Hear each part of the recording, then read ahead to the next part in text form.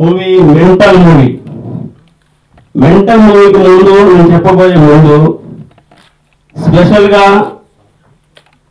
Producer and director S V Krishna Reddy గారికి, ఎందుకంటే ఆయన అల్లరి సినిమా చేసినప్పుడు నాకు ఒక మాట చెప్పారు నా ఆఫీస్లోనే ఆ రోజు, మీకు సినిమా మీద ఉన్న ఫ్యాషన్ ప్లస్ ఒక టైప్ ఆఫ్ డేర్లో మీరు ముందుకెళ్తుంటారు, అది నాకు చాలా ఇష్టం అని కొన్ని చెప్పారు ఆ రోజు కృష్ణారెడ్డి గారు. అలానే అచ్చిరెడ్డి గారికి మరియు మా తరుణ్ హీరో గారికి, ఆ XYZ సబ్జెక్టు తరుణ్ గారిది ఆ రోజు నేను ఇంటికి వెళ్ళి సబ్జెక్ట్ వినిపించాను, ఆయన బిజీలో ఉన్నారు ఆ టైంలో. ఇంకా మన డైరెక్టర్ కరణం బాబ్జీ, ఆయన నిజంగా ఈ సినిమాలో చాలా కష్టపడ్డాడు. ఆయన ఈ సినిమా తర్వాత ఆయనకి ఇంకా సినిమాలు వస్తాయి. మరి ఆయన చేసిన టేకింగ్ కానీ ఆ సినిమా సబ్జెక్ట్, ఫస్ట్ సినిమా తీశాడని డైరెక్టర్ అని ఎవరు అనుకోరు, అట్లా చేశాడు ఆయన. అది నా ఫిలిం చూసి ఆ సినిమా మరీ నచ్చింది నాకు. స్పెషల్గా అందరికీ, పెద్దవాళ్ళందరికీ, నా ఈ ఫంక్షన్కి వచ్చిన వాళ్ళందరికీ నా స్పెషల్ ధన్యవాదాలు. శ్రీకాంత్ గారి యాక్టింగ్ ఉంటుందండి ఈ సినిమాలో. నేను ఎప్పుడు ఎవరిని ఏదో పొగడు ఎప్పుడు మాట్లాడను. ఫస్ట్ సీనే, ఆ సీన్లో అలా ఒక సీన్ ఉంది స్టార్టింగ్ సినిమాకి, అది ఎండింగ్ దాకా లింక్ సీన్ అనమాట. ఆ సీన్లో ఒక బ్యాక్ డ్రాప్ లో ఆయన ఒక ముసుగులో వెళ్తుంటారు.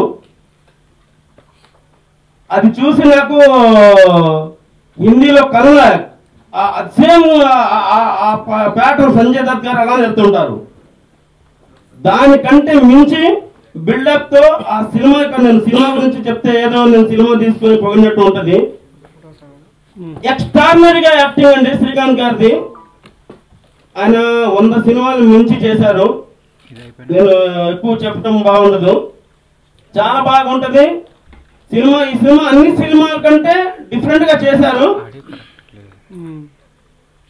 పక్కా కమర్షియల్ హిట్ మూవీ అవుతుంది. అందుకే నేను ఏ మూవీ కంపారిజన్ లేకుండా ఈ సినిమా డేట్ పక్కా ప్లాన్ చేసి ఈరోజు ఓన్లీ ఆంధ్రప్రదేశ్ లో మినిమం 300 థియేటర్స్ లో రిలీజ్ అవుతుంది. వైజాగ్ ఫిలిం ఛాంబర్ సెక్రటరీ ఆయన జనార్దన్ రావు గారని, ఆయన నేను ఫోన్లో చెప్పాను, సార్ నాకు థియేటర్లు కావాలి మెయిన్ అని. ఈ రోజు ఆయన కూడా అక్కడ చాలా థియేటర్స్ బుక్ చేశారు. అలా పేరున గుంటూరు డిస్ట్రిబ్యూటర్ శివారెడ్డి గారు మన లాస్ట్ రవితేజ గారు మూవీ చేశారు. ఆయన కూడా, అంటే నేను ఇప్పుడు పెద్దవాళ్ళు ఉన్నారు అందరూ, నేను ఒక్కడిని మాట్లాడితే ఇక మిగిలింది ఏమి ఉండదు. మెంటల్ సినిమాలో నేను కూడా ఒక మంచి క్యారెక్టర్ చేశాను. థ్యాంక్ యూ డైరెక్టర్ గారు. అండ్ శ్రీకాంత్ అన్నతోటి ఇది నాది second combination. First combination super duper hit అయ్యి ఆ సినిమాలో నేను చేయడం వల్ల తర్వాత హీరో కూడా అయ్యాను ఒక సినిమాకి, ఆపరేషన్ దుర్యోధన అనే సినిమా. అందులో కూడా ఆయన పోలీస్ ఆఫీసర్. శ్రీకాంత్ అన్న చేసిన 100 సినిమాల పైన ఎన్ని సినిమాలు చేసినా నాకు ఆయన చేసిన సినిమాల్లో బాగా ఇష్టమైన క్యారెక్టర్ అంటే ఖడ్గం, ఆ తర్వాత ఆపరేషన్ దుర్యోధన. నెక్స్ట్ ఈ సినిమాలో అలాగే ఉండబోతుంది అనుకుంటున్నాను అన్న క్యారెక్టర్. ఎందుకంటే ఆయన పోలీస్ ఆఫీసర్గా చేసిన సినిమాలన్నీ మాక్సిమం ఒక రికార్డ్ జనాలకి మెంటల్ ఎక్కిచ్చేసాయి, ఊహించిన రీతిలో మెంటల్ ఎక్కిచ్చి సూపర్ హిట్ అయినాయి. సో ఈ సినిమా హిట్ కూడా ఎవరు ఊహించిన రీతిలో అందరికీ మెంటల్ ఎక్కేలాగా సూపర్ డూపర్ హిట్ అవ్వాలని మనస్ఫూర్తిగా కోరుకుంటున్నాను. శ్రీకాంత్ గారి పర్ఫార్మెన్స్ ఎరగదీశారు, మెంటల్ ఎక్కిచ్చేస్తారు మెంటల్ సినిమాలాగానే. అలాగే బాబ్జీ గారు డైరెక్టర్ గారు చాలా కష్టపడ్డారు.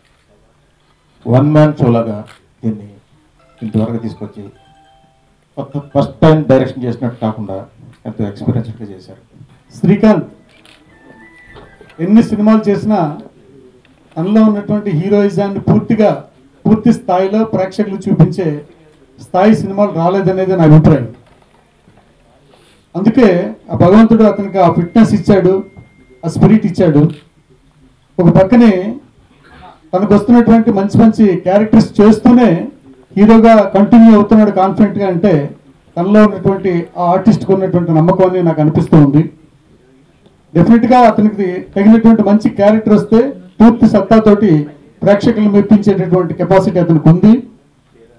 అలాంటి క్యారెక్టరే ఈ మెంటల్ సినిమాలో దొరికిందని అనిపిస్తూ ఉంది. నిజంగానే ఇప్పుడు ప్రభాకర్ గారు చెప్పినట్టు ఖడ్గంలో క్యారెక్టర్ కానీ ఆపరేషన్ దుర్యోధనలో క్యారెక్టర్ కానీ ఆ పవర్ఫుల్ ఎక్స్ప్రెషన్స్, ఆ డైలాగ్ మాడ్యులేషన్, అతని పెర్ఫార్మెన్స్ అది చాలా బాగుంటాయి. అలాగా అంతకు తగ్గకుండా అంతకు మించి ఈ సినిమాలో చేశారని చెప్తా ఉన్నారు. సో డెఫినెట్గా ఇది సూపర్ హిట్ అయ్యే లక్షణాలు ఉన్నటువంటి సినిమా.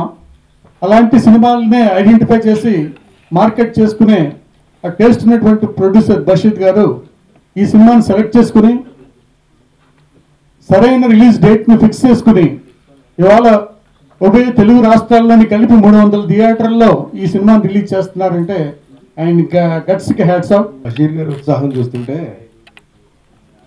మంచి అప్పుడే పెద్ద సక్సెస్ కొట్టిన టి రాజేంద్రన్ ఎవరిలో ఉంటే ఎలా ఉంటాయి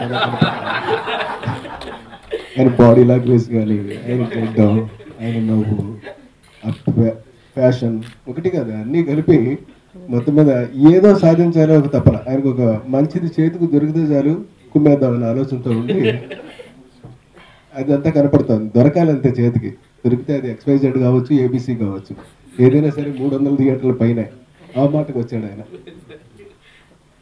ఆ స్పిరిట్ చాలా ఎక్కడికైనా తీసుకెళ్తుందండి మనిషికి. ఒకసారి మనకి ఒకలా కనపడినా ఇంకొకసారి ఇంకోలా కనపడుతుంది, మరోసారి మరోలా కనపడుతుంది.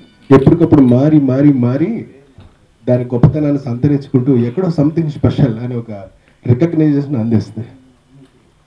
అది బషీర్. అందుకనే ఇక మా శ్రీకాంత్ గురించి చెప్పేది ఏముంది, ఆయన దగ్గర చాలా రకాలైనటువంటి పర్ఫార్మెన్స్ ఆర్టిస్టులు ఉన్నారు ఆయన లోపలే.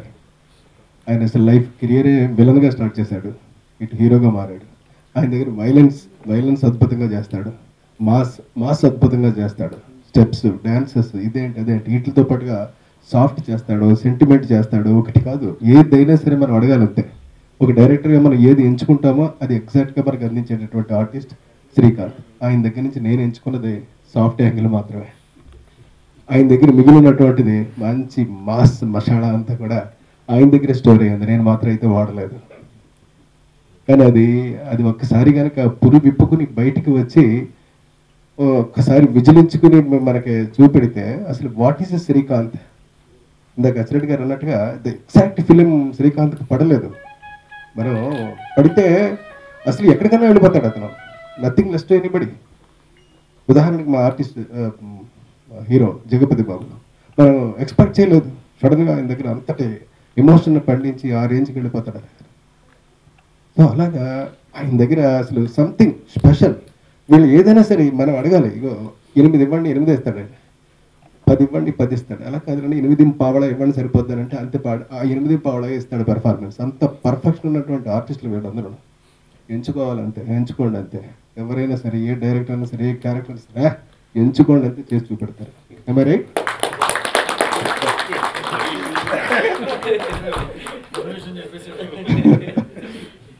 ఉన్న విషయం చెప్పారండి. ఇంకా మనం ఇంకా చూడనంతసేపు, అందుకే ఇందాకే చెప్పాను, ఒకసారి చూస్తే ఒకలా ఉంటుంది అంతే. ఒకసారి చూస్తే ఒకలా ఉంటుంది, ఇంకోసారి చూస్తే ఇంకోలా ఉంటుంది, తర్వాత చూస్తే ఇంకోలా ఉంటుంది, ప్రతిసారి ఆశ్చర్యకరంగా ఉంటుంది అని అనడానికి కారణం అది.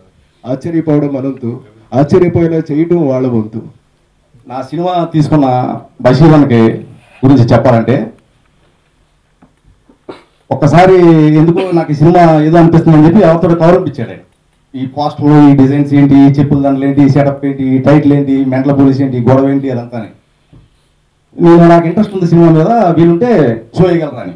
అప్పటికే మేము డేట్ వేసి ఫిక్స్ అయిపోయాం అన్న, 26 ఏదో. సరే అన్న మరి ఇలా అనుకున్నా అంటే ఏం లేదు, డేట్తో నాకు అమ్మం ఎందుకు, దాని టాక్ బాగుంది వచ్చింది బయటికి, నేను చూస్తాను సార్ వీలుంటే అనుభూతికి. సరే అన్న అని చెప్పి చూపించిన తర్వాత నేను చేస్తాను ఎన్ఆర్ఎం మీద అవుట్ రేట.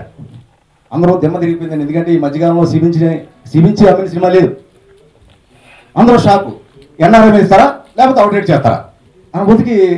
ఈ ప్రొడ్యూసర్స్ పాపం అప్పటి నుంచి చేసి వాళ్ళు కోర్టుల చుట్టూ తిరిగి, పోలీస్ స్టేషన్ చుట్టూ తిరిగి, సెన్సార్ ఆఫీస్ చుట్టూ తిరిగి, టైటిల్ కోసం 4 నెలలు 5 నెలలు తిరిగి తర్వాత రిలీజ్ చేద్దాం అనుకున్న టైంకి సీడెడ్ డోర్ వచ్చి, సార్ నేను మొన్న 3.5 కోట్లు పెట్టి ఏదో సినిమా కొన్నాను సార్, అన్నీ పోయినాయి సార్, మీ సినిమా 5కి ఇస్తారా, ఇంకొక వైజాగ్ అతను నిన్న 6కి ఇస్తారా. ఇవన్నీ చూసి పాపం ఆ ప్రొడ్యూసర్స్ లేచిను, సార్ అవుట్ రేట్ అడుగుతున్నాడు, ఇచ్చేద్దాం.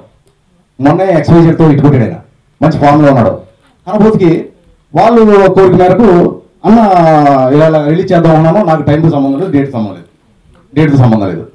అనుభూతికి ఓకే అన్న చెప్పండి అంటే నేను అవుట్ రేట్ తీసుకుంటాను, 60 రేంజ్ రిలీజ్ చేస్తాను. అన్న తర్వాత ఒకటే చెప్పా, అన్న మంచి ఫామ్లో ఉన్నాడు, గతం కదా పక్క తీసేయండి. రీసెంట్గా XYZతో ఫామ్లో మామూలుగా వెళ్ళాడు ఆయన, కబాలైతే వేసాడు. గ్యారంటీగా దీంట్లో దమ్ముంది, అన్న చేతిలో పడితే గ్యారంటీగా పెద్ద సినిమా అవుతుంది. ఎందుకంటే కావాల్సిన మసాలాలు ఉన్నాయి, ఇవన్నీ ఉన్నాయి అని చెప్పబోతుకి మా వాళ్ళు కూడా ఫిక్స్ అయ్యి కొద్ది గొప్ప లాస్ అయినా అనగాని ప్రసాద్ అని అతను, ఆయనకి కూడా నేను రుణపడి ఉంటాను. దేవుడి దగ్గర నాకు చిన్న పేరు వచ్చింది, నెక్స్ట్ ఆయన రుణం తీర్చుకుంటాను ఖచ్చితంగా. ఈయనకి ఇవ్వడం జరిగింది కానీ నెక్స్ట్ నుంచి స్టార్ట్ చేయండి.